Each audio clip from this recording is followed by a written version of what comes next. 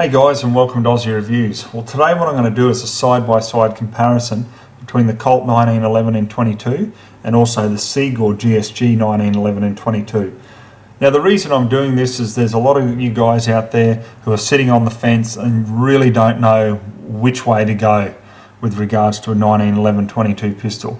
So what I'm going to give you today is the typical Aussie Reviews no BS viewpoint, so that you've got an honest opinion or view on it, which could probably help you down the track in making the right decision. Okay, so I started off with stripping it completely down. Okay, obviously I'm not going to go right into the sear and the disconnector with like an armourer's disassembly.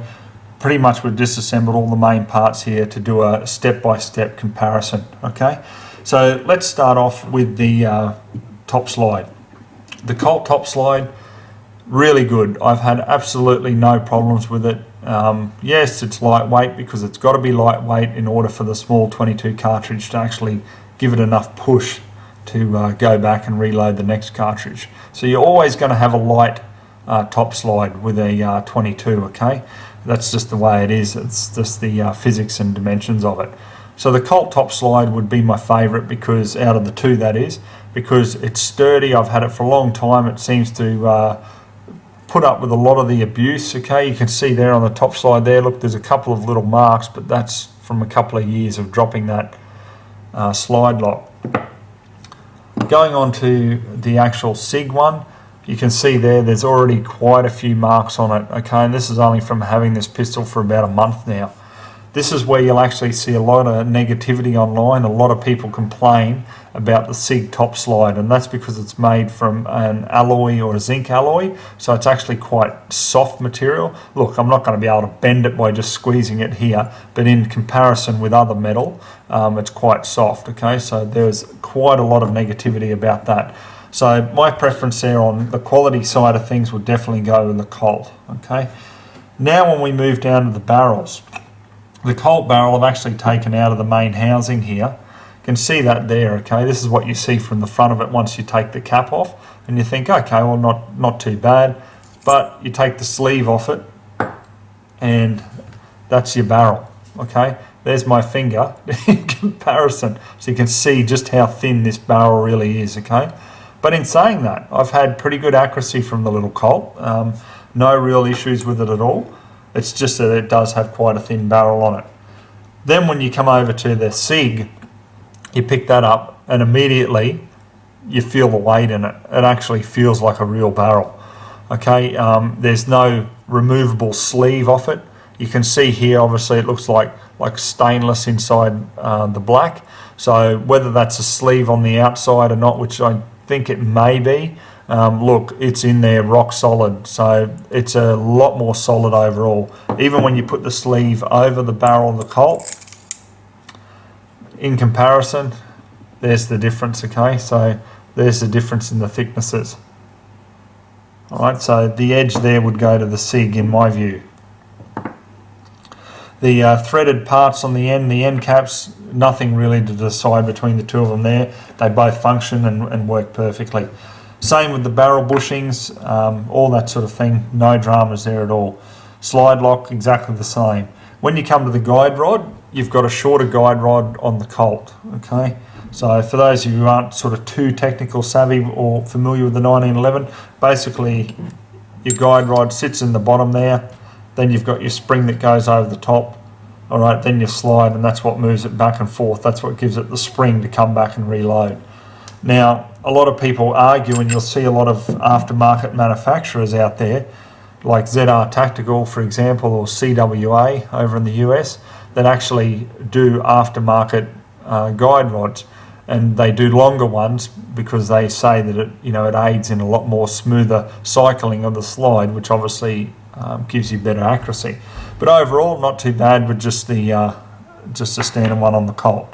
My preference would probably go for the SIG one because it is longer. Okay, so if it does aid in accuracy, then this is definitely going to give you the preference there, or the benefit I should say. But in saying that too, this is plastic on the SIG. You can feel that it's plastic. On the Colt, it's actually metal or an alloy. Okay, so look, preference probably the SIG one because of the length. but be aware it is plastic, okay? Springs, you've got the bigger spring on the Colt, you've got a more shorter and compact spring on the Sig. I don't mind the shorter and compact springs because obviously they just, I don't know, they're a little bit more rigid as compared to the longer springs there. So look, I really can't decide on that one. They're both pretty much the same and they really haven't affected accuracy or performance in my testing anyway. Let's go on to the main frame of the pistol. The Colt, look, it's all metal. It's a good frame. I've had absolutely no problems with it. It just works. The trigger on it, however, is quite heavy. Okay, so that's the one negative I find with the Colt straight out of the box.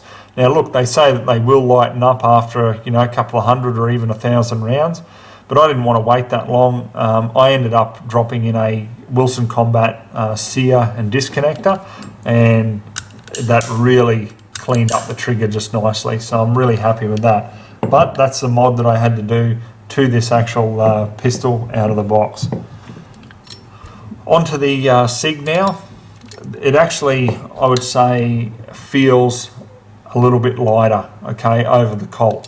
When you look at the Colt beside it, you can see that it's thicker material, okay? It just seems to be a little bit more heavy duty. So I really like that. So the Colt has got my preference in regards to that.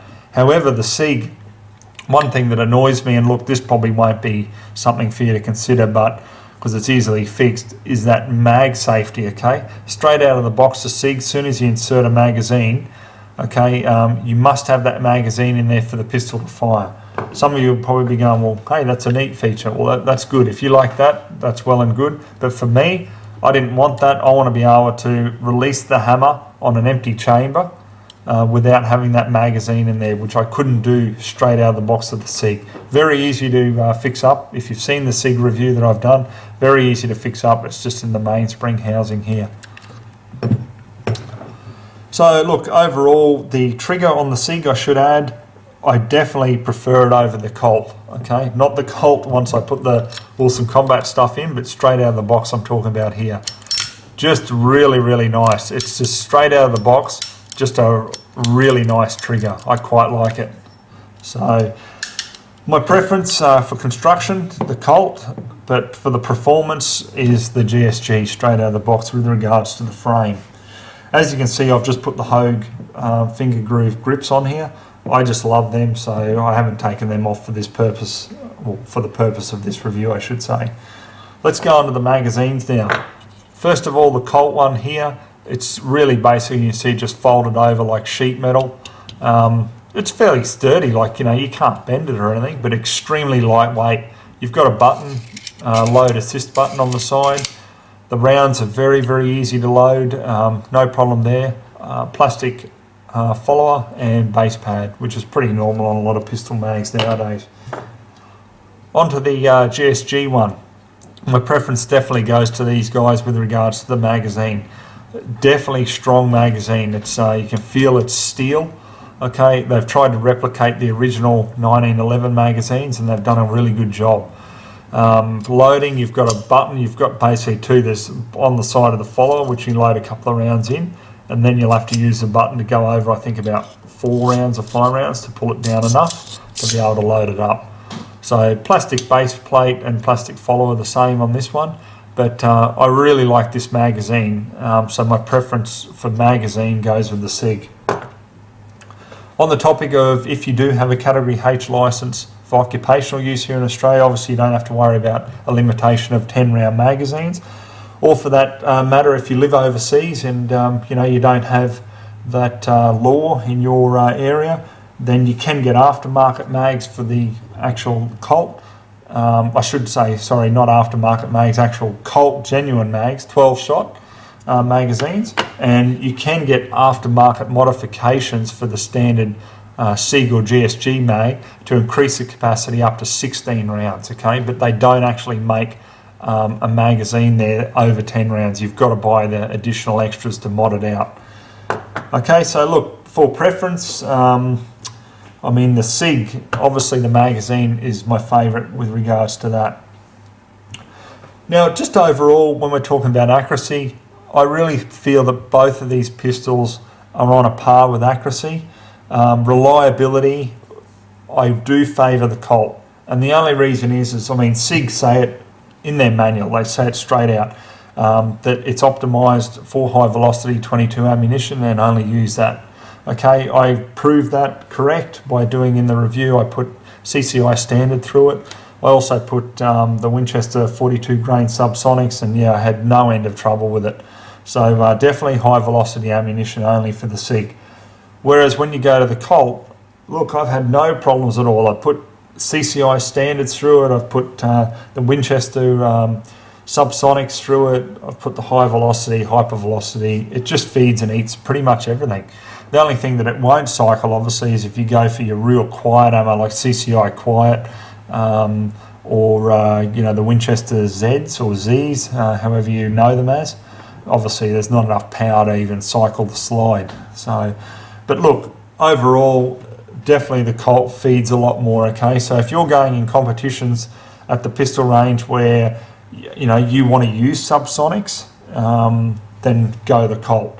If you want to go to something in the range where you know you want to use high velocity and that's all you're going to actually run through it, excuse me, well, consider the SIG, because obviously it cycles it perfectly, but then again the Colt does as well. So it's a really hard decision, guys. You know, like if someone says to me, which is your favourite, the Colt or the SIG, I'd say, well, what's the circumstance? You know, what's the situation? Overall, if you want a really good performer, I like the Colt. However, they do say that the SIG is a little bit easier with compatibility with aftermarket parts. Now look, I haven't proved this correct or incorrect, but I can say straight up, just even releasing the slide stop here, like when you take down the pistol, it just pops out a lot easier and smoother than what the Colt does. Okay, that's just what I've found. I mean, these are really getting into minor niggly complaints here. But overall, guys, look, the decision is yours. I just hope that this review is really giving you a rundown of them side by side. Okay, overall, if you get one or the other, you can't go wrong. They're fairly well priced and you can have a whole heap of fun with them.